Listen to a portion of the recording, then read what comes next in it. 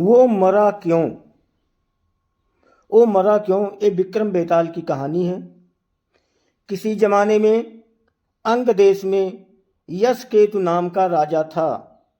उसके दीर्घदर्शी नाम का बड़ा ही चतुर दीवान था। राजा बड़ा विलासी था। राज्य का सारा बोझ दीवान पर डालकर वो भोग में पड़ गया। दीवान को बहुत दुख हुआ। उसने देखा कि राजा के साथ सब जगह उसकी निंदा होती है, इसलिए वो तीर्थ का बहाना करके चल पड़ा। चलते चलते रास्ते में उसे एक शिव मंदिर मिला।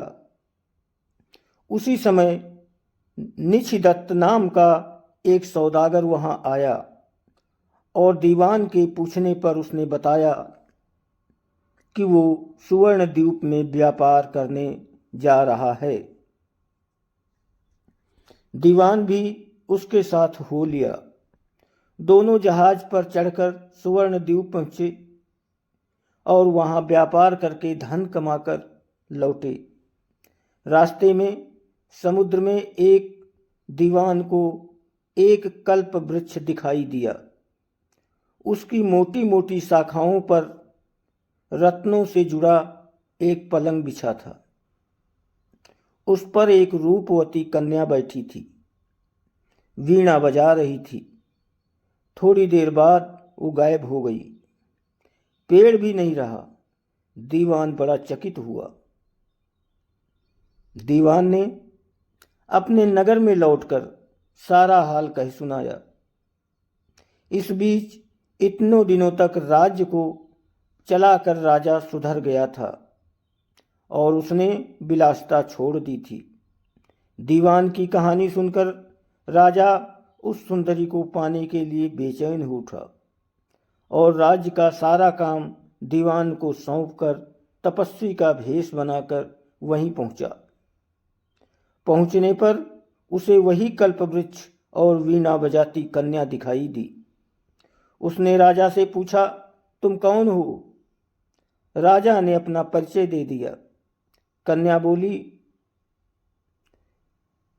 मैं राजा मृगांक सेन की कन्या हूं। मृगांगवती मेरा नाम है। मेरे पिता मुझे छोड़कर न जाने कहाँ चले गए। राजा ने उसके साथ विवाह कर लिया। कन्या ने ये शर्त रखी कि वो हर महीने के शुक्ल पक्ष और कृष्ण पक्ष की चतुर्दशी और अष्टमी को कहीं जाया करेगी और राजा उसे रोकेगा नहीं। राजा ने ये शर्त मान ली। इसके बाद कृष्ण पक्ष की चतुर्दशी आई तो राजा से पूछकर मृगांकवती वहां से चली। राजा भी चुपचाप पीछे पीछे चल दिया। अचानक राजा ने देखा कि एक राक्षस निकला और उसने मृगांकवती को निगल लिया। राजा को बड़ा गुस्सा आया और उसने राक्षस का सिर काट डाला। मृगांकवती उसके पेट से जीवित निकल आई। राजा ने उससे पूछा कि ये क्या माजरा है? तो उसने कहा, महाराज, मेरे पिता मेरे बिना भोजन नहीं करते थे। मैं अष्टमी और चतुर्दशी के दिन शिव पूजा यहाँ करने आती थी। एक दिन पूजा में मुझे बहुत देर हो गई। पिता को भूखा रहना पड़ा। देर से जब मैं घर लौटी तो उन्होंने गुस्से में मुझे शाप दे दिया कि अष्टमी और चतुर्दशी के दिन जब मैं पूजन के लिए आया करूंगी तो एक राक्षस मुझे निगल जाया करेगा और मैं उसका पेट चीरकर निकला करूंगी। जब मैंने उनसे शाप छुड़ाने के लिए बहुत अनुनय की तो वो बोले, जब अंग देश का राजा तेरा पति बनेगा और तुझे राक्षस से निगली जाते देखेगा तो वो राक्षस को मार देगा, तब तेरे शाप का अंत होगा। इसके बाद राजा उसे लेकर नगर में आया। दीवान ने ये देखा तो उसका हृदय फट गया और वो मर गया।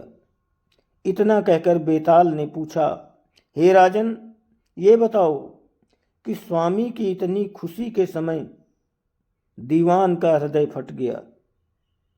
राजा ने कहा, इसलिए कि उसने सोचा कि राजा फिर स्त्री के चक्कर में पड़ गया और राज्य की दुर्दशा होगी। राजा का इतना कहना था कि बेताल फिर पेड़ पर जा लटका। राजा ने वहाँ जाकर फिर उसे साथ लिया तो रास्ते में बेताल ने ये कहानी सुनाई, जो मैं आप लोगों को अगली कहानी में सुनाऊंगा। तब तक आप लोग वीडियो को लाइक और सब्सक्राइब करें। आप लोग करते नहीं, कर दिया करो, सहयोग करो। आप सभी को बहुत बहुत बहुत धन्यवाद।